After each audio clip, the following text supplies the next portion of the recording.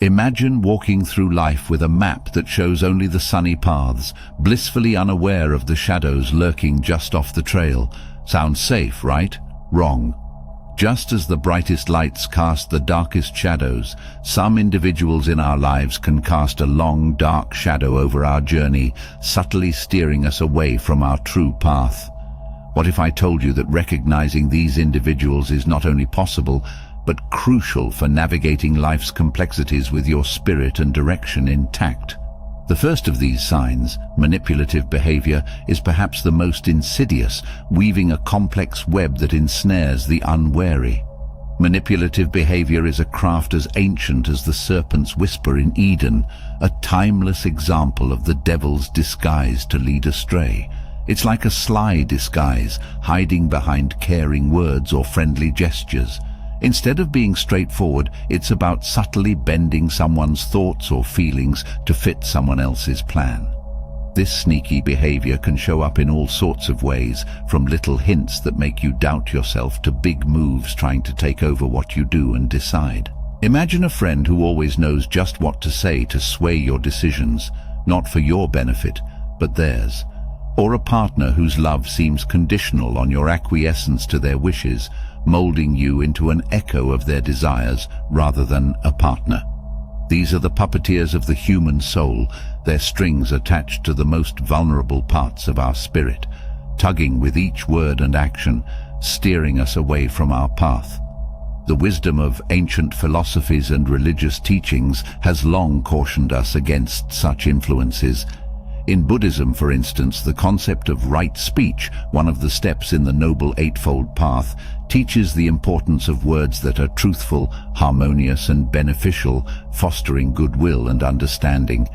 Manipulative behavior stands in stark contrast to these principles, rooted instead in deception and self-interest. Consider the parable of the two wolves within us, one representing virtues such as kindness, bravery and love, and the other embodying greed, hatred and fear. The wolf that wins is the one we feed. In the context of manipulative behavior, we are faced with the choice of which wolf in others we empower through our responses and which aspects of our own character we nurture in reaction. To navigate away from the snares of manipulation, one must cultivate discernment, a quality highlighted in many spiritual teachings.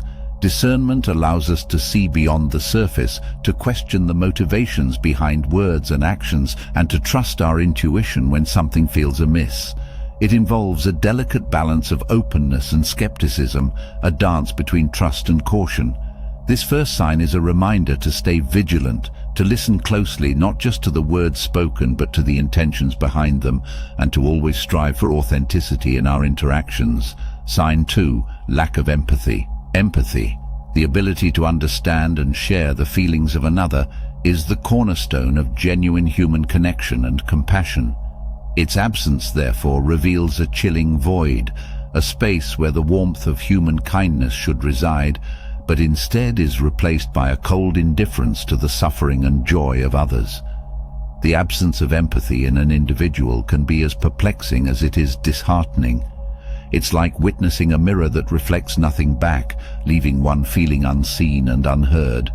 This lack of emotional reciprocity creates a one-sided relationship where one's needs and feelings are consistently invalidated or ignored. Such behavior can have a profound impact on our well-being, slowly eroding our self-esteem and sense of worth. In exploring the concept of empathy and its absence, it's intriguing to delve into the ideas of the philosopher David Hume.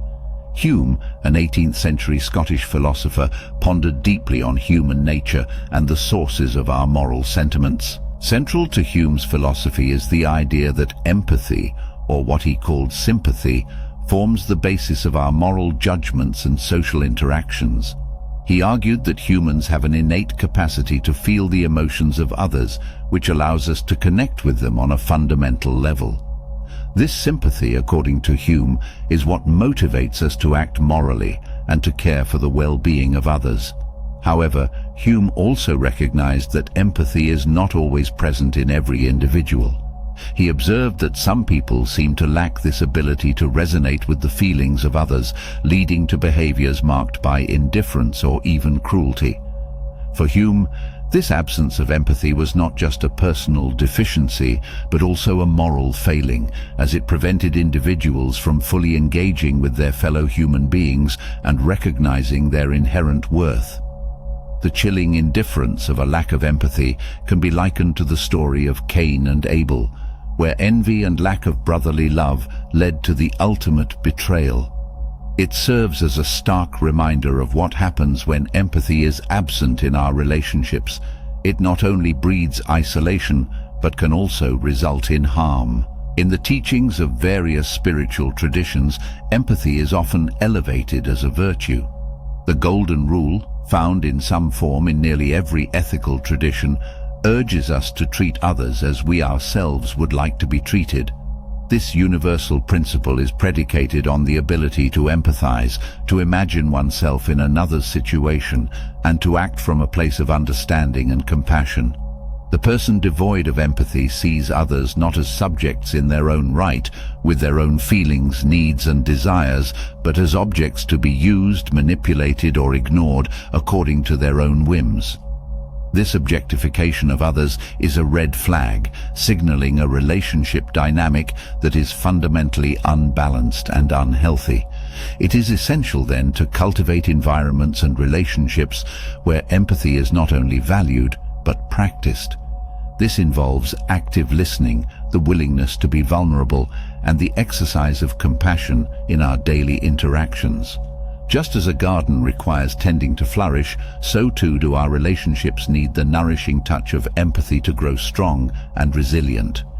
Moreover, recognizing the absence of empathy in others calls us to reflect on our own capacity for understanding and compassion. It challenges us to be more mindful of our actions and words, ensuring that we contribute to a world where empathy is abundant and celebrated. Sign 3. Destructive influence. Delving deeper into the exploration of signs that may indicate malevolent influences in our lives, we encounter the third sign, destructive influence.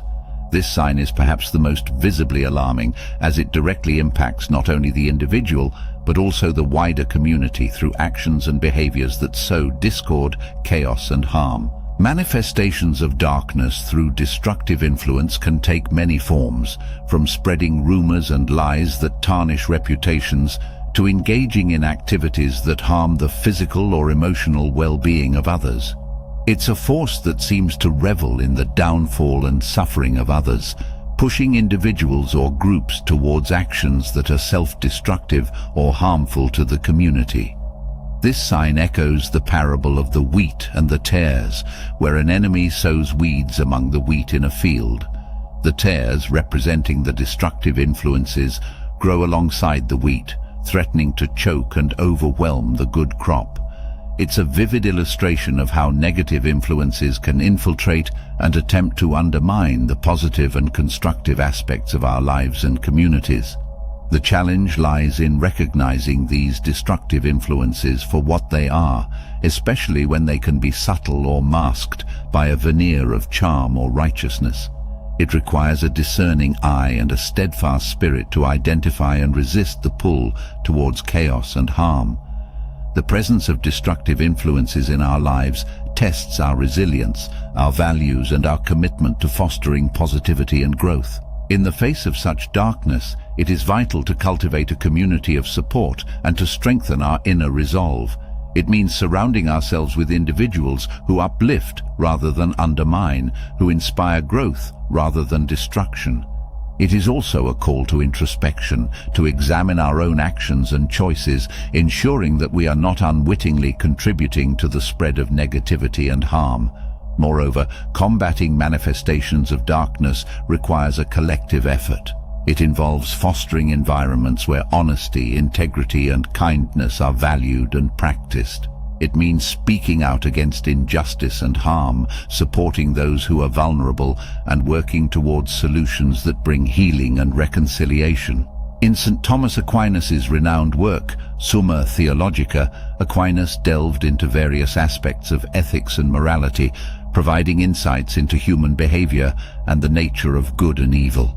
One of his notable concepts relevant to the discussion of destructive influences is the notion of vice and virtue. Aquinas proposed that human actions are guided by virtues, which incline individuals towards good behavior, or vices, which lead them astray. Destructive influences, according to Aquinas, often stem from the prevalence of vices such as malice, envy, and greed. These vices, when left unchecked, can manifest in behaviors that harm both individuals and society as a whole. Aquinas emphasized the importance of cultivating virtues to counteract the influence of vice. Through the practice of virtues such as kindness, temperance, and justice, individuals can resist the allure of destructive behaviors and contribute to the well-being of their communities.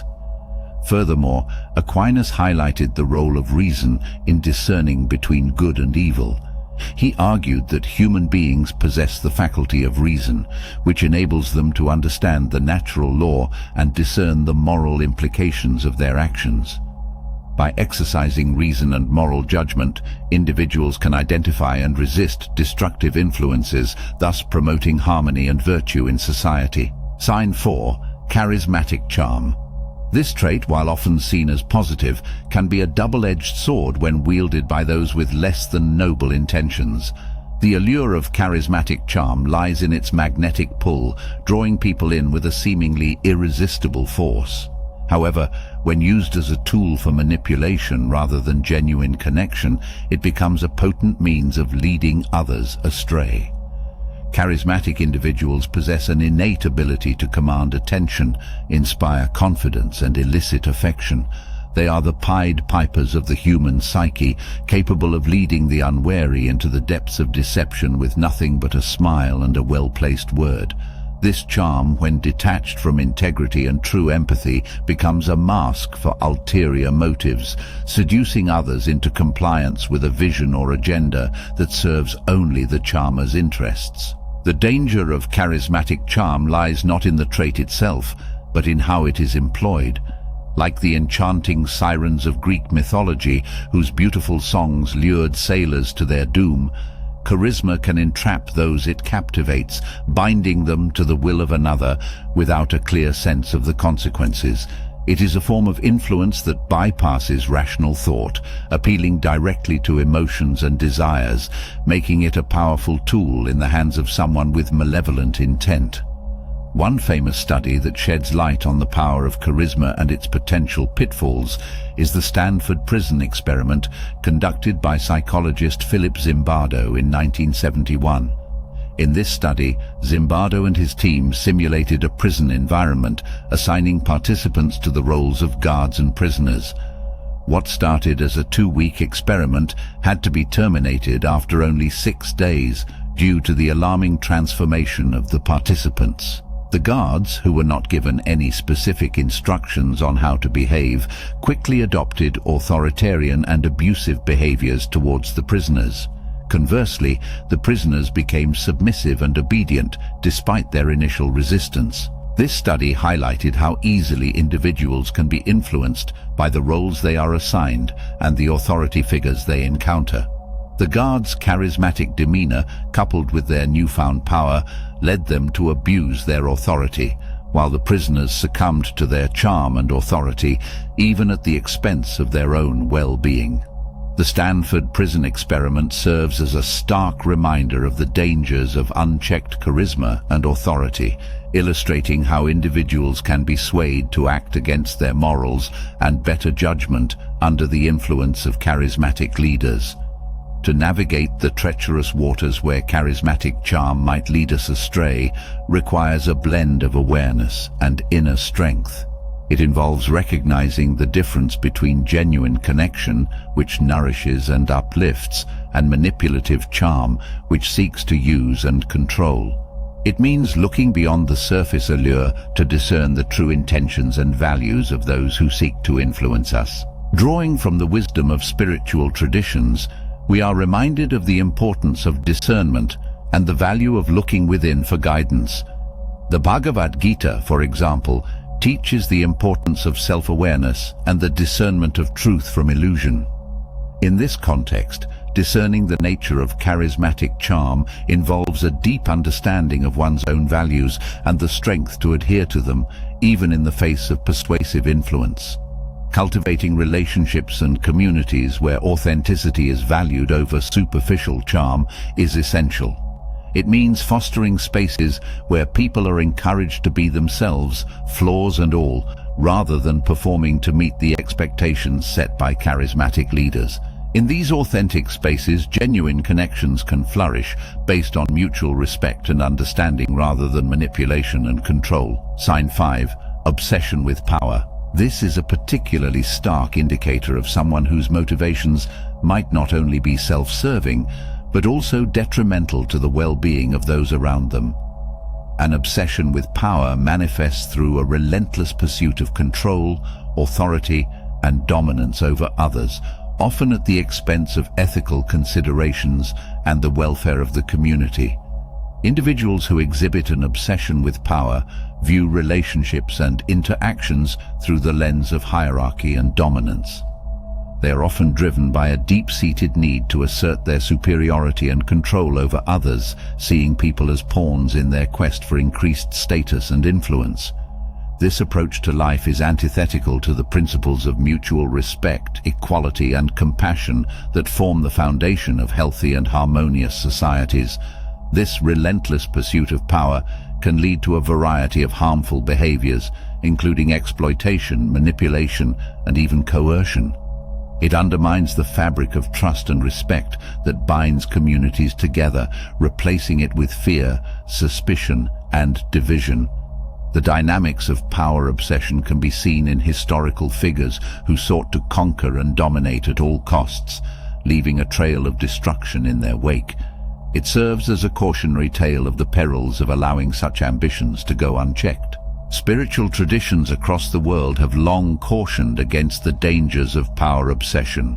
In Christianity, for example, Jesus taught the value of humility and service over the pursuit of power, exemplified by his washing of the disciples' feet, a radical act of leadership through service.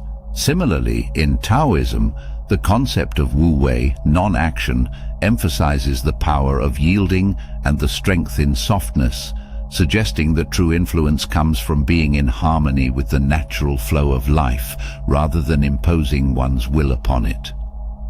Niccolò Machiavelli, living during the Renaissance period in Italy, Machiavelli observed the political machinations of his time and distilled his observations into works such as The Prince and Discourses on Livy. Machiavelli's insights into power were pragmatic and often cynical, emphasizing the importance of ruthless tactics and manipulation in maintaining control. He famously argued that it is better for a ruler to be feared than loved, suggesting that the pursuit of power sometimes requires sacrificing moral considerations for the sake of political stability. In Machiavelli's view, individuals driven by a relentless pursuit of power would stop at nothing to achieve their goals, even if it meant resorting to deception, cruelty, or betrayal. He understood that the quest for dominance could lead to exploitation and manipulation, ultimately undermining the cohesion of society. To guard against the corrosive influence of power obsession, both in ourselves and in those around us, it is essential to cultivate a culture of accountability, transparency, and shared leadership. This involves recognizing the inherent worth and dignity of every individual, promoting inclusivity, and valuing the contributions of all members of the community. It also means being vigilant to the signs of power imbalance and taking action to address them, ensuring that leadership serves the common good rather than personal ambitions. Developing personal qualities such as humility, empathy, and self-awareness can also serve as antidotes to the seductive lure of power. These qualities encourage us to view leadership as a responsibility to uplift and serve, rather than an opportunity to dominate and control. They remind us that true strength lies in empowering others, fostering a sense of community and collective well-being. Sign 6. Temptation of others.